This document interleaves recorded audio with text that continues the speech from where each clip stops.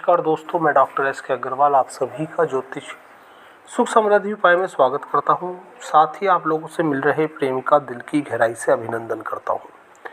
आज हम बात करेंगे कि मीन लग्न में ऐसे कौन सी ग्रहों की स्थितियां हैं जिस कारण जातक को संतान प्राप्ति में बाधा आती है या पुत्र संतान प्राप्ति में बहुत बाधाएं उत्पन्न होती हैं। यदि लड़के व लड़की की कुंडली में से किसी का भी मीन लग्न है और ग्रहों की स्थितियां इस प्रकार से है तो जातक को संतान प्राप्ति में निश्चित ही कुछ विलंब, कुछ बाधाएं प्राप्त होंगी। वैसे तो लड़का व लड़की के विवाह के समय कुंडली मिलान बहुत विशेष महत्व रखता है।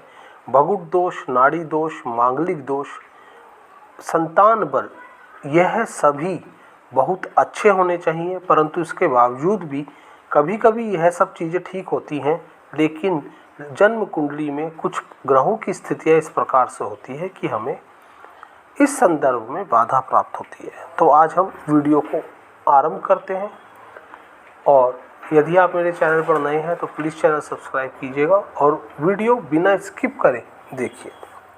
यदि मीन लग्न में पंचमेश चंद्रमा 8वें भाव में स्थित है तो जातक को संतान प्राप्ति में बाधा आती है। साथ ही यदि मीन लग्न में पंचमेश चंद्रमा क्षीण हो, पापग्रस्त हो या पाप पीड़ित होकर छठे, 8वें या 12वें स्थान में हो तो ऐसे जातक को पुत्र संतान प्राप्ति में बाधा बनती है। दूसरी बात, यदि मीन लग्न में पंचमेश चंद्रमा लग्न में हो तथा लग्नेश गुरु पंचम भाव में परस्पर परिवर्तन करके बैठे हों तो ऐसे में भी जातक को पुत्र संतान प्राप्ति में रुकावट, बाधा बनती है। तीसरी बात, मीन लग्न में गुरु कमजोर हो, साथ में पंचमेश चंद्रमा, सप्तमेश बुध बलहीन हो तो ऐसे जातक को भी पुत्र संतान आसानी से प्राप्त नहीं होती। यदि राहु, सूर्य एवं मंगल पंचम भाव में स्थित हो, चौथी बात, राहु, सूर्य एवं मंगल पंचम भाव में स्थित हो तो ऐसे जातक को कष्ट के साथ पुत्र संतान की प्राप्ति होती है।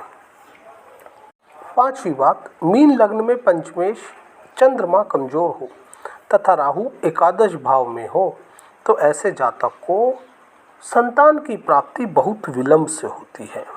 छठी बात, यदि पंचम भाव में राहु, केतु या शनि कोई भी पाप ग्रह हो तो जातक को गर्भपात होते हैं परंतु संतान प्राप्त हो जाती है।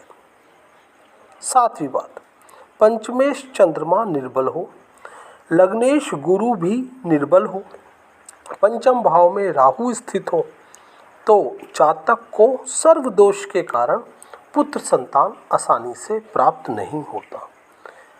आठवीं बात, पंचम भाव में राहु हो तथा एकादश भाव में केतु हो, वह राहु व केतु के बीच सभी ग्रह स्थित हो तो पद्म नामक कालसर्प योग के कारण जातक को पुत्र संतान प्राप्त नहीं होती। जातक को वंश वृद्धि की चिंता एवं मानसिक तनाव बना रहता है। नौवीं बात, यदि सूर्य अष्टम भाव में हो, पंचम भाव में शनि हो तथा पंचमेश चंद्रमा राहु से युक्त होकर कुंडली में कहीं भी बैठे हो तब भी जातक को पुत्र संतान आसानी से प्राप्त नहीं होता। 10वीं बात, लग्न में मंगल हो, अष्टम भाव में शनि हो, पंचम भाव में सूर्य हो तथा 12वें भाव में राहु या केतु हो तब भी जातक को पुत्र संतान आसानी से प्राप्त नहीं होता। 11वीं बात, यदि मीन लग्न में चतुर्थ भाव में पाप ग्रह हो तथा चंद्रमा जन्म कुंडली में जहाँ बैठा हो उससे 8वें स्थान में भी पाप ग्रह हो तब भी जातक को पुत्र संतान की प्राप्ति आसानी से नहीं होती। 12वीं बात, यदि केंद्र में 3 केंद्रों में पाप ग्रह हो तो व्यक्ति को इलाख्या नामक सर्व दोष के कारण पुत्र संतान की आसानी से प्राप्ति नहीं होती। 13वीं बात, यदि मीन लग्न में पंचमेश पंचम, षष्ठ या द्वादश भाव में हो तथा पंचम भाव शुभ ग्रहों से दृष्ट न हो तब भी जातक को संतान प्राप्ति में कई बाधाओं का सामना करना पड़ता है। 14वीं बात, यदि स्त्री की जन्म कुंडली में सूर्य लग्न में हो तथा शनि 7वें हो, या फिर सूर्य व शनि की युति 7वें भाव में हो, 10वें भाव पर गुरु की दृष्टि हो, तब भी वह स्त्री गर्भ धारण करने योग्य नहीं रहती। 15वीं बात व अंतिम बात, जिस स्त्री की जन्म कुंडली में शनि व मंगल छठे या चौथे स्थान में स्थित हो, ऐसी स्त्री भी आसानी से गर्भ धारण नहीं कर पाती, गर्भपात होने की संभावना बनी रहती है। उम्मीद करता हूँ कि आपको वीडियो पसंद आई होगी। साथ ही यदि आपकी कुंडली में या आपके जीवन साथी की कुंडली में इस प्रकार का कोई दोष है तो उपाय करें। यदि आप मेरे चैनल पर नए हैं तो प्लीज़ चैनल सब्सक्राइब करें, ऑल पर क्लिक करें ताकि सभी इन्फॉर्मेटिव वीडियोस का नोटिफिकेशन आपको मिलता रहे।